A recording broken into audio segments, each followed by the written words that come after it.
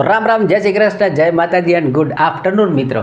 આજે super Sunday અને આપણે દર રવિવારે એક સરસ મજાની ભરતી જે છે, બમ્પર યોજનાઓ જે છે, બમ્પર ભરતી છે એ લઈને આવીએ છીએ. એમાં આ રવિવારે તમારા માટે એમ કહેવાય કે મોટી બધી ભરતી જે છે, લોટ્સ ઓફ જગ્યાઓ છે.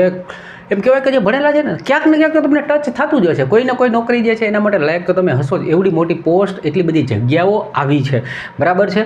હવે આના અંદર તમે જુઓ, જાણો, સમજો અને ફોર્મ તો ભરી જ દેજો. કારણ કે એના અંદર ઉંમર મર્યાદા જે છે ને, અમુકની અંદર 55 વર્ષ સુધી છે. ને સેલેરી સાંભળશો ને તમે, કોઈની અંદર 1 લાખ, 1.5 લાખ, 2 લાખ સુધીની સેલેરી છે.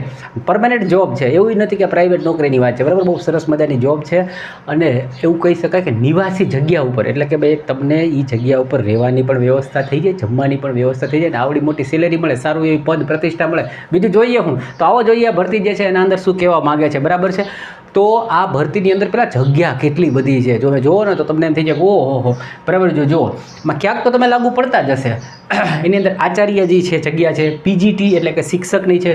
આચાર્ય જે છે 225 જેટલી આચાર્યની જગ્યા છે. અને આચાર્ય બનવા માટે તમારી પાસે થોડો ઘણો અનુભવ જોઈએ, બરાબર છે. એક ટીચર તરીકેનો તમે બીએડ કરેલા હોવા જોઈએ. બધા માટે આમ જુઓ ને તો યોગ્ય જે લાયકાત છે એ બરાબર બધામાં ખ્યાલ હોય એવી જ લાયકાતો છે. જેમ કે ભાઈ આચાર્યની વાત કરી તો તમે ટેટ પાસ હોવા જોઈએ, બીએડ કરેલા હોવા જોઈએ, બરાબર છે. ક્યાંક શાળાની અંદર આચાર્ય તરીકે જોબ કરેલી હોય જોઈએ. એની સેલેરી છે ને 2 લાખ સુધી લખી છે, બોલો, બરાબર. બીજી જગ્યા વાત કરીએ, પીજીટી શિક્ષક 1460.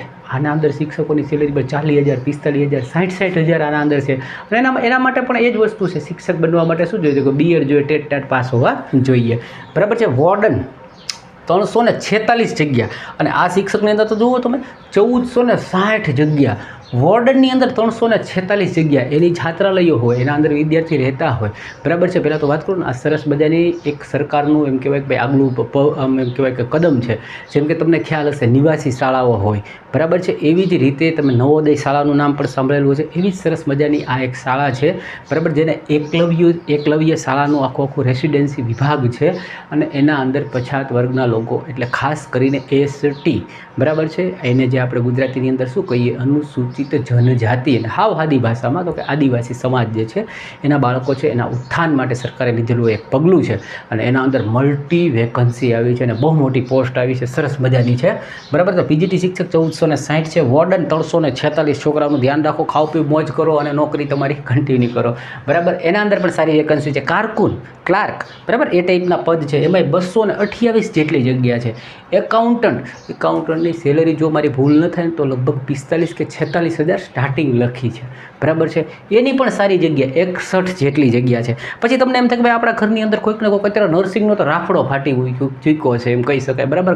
ઘરે ઘરે એકાદા નર્સ કરેલા છે, નર્સિંગ કરેલા છે. તો નર્સિંગની પણ જગ્યા છે, 550 જેટલી જગ્યા છે. પછી આ ટીજીટી ટીચર જે છે, અહીંયા હતું એ કયું હતું, પીજીટી, અને આ જે છે ટીજીટી, બધાના ફૂલ ફોર્મ લાંબા છે. અથવા તો જે શિક્ષકો જે લાગુ પડતું એને ખબર જ હોય, બરાબર છે, કે આ કોને કહેવામાં આવે છે. એટલે એમાં આપણે ચર્ચા કરતા નથી, ઓકે ને. 3,962 જેટલી જગ્યા. કેટલી?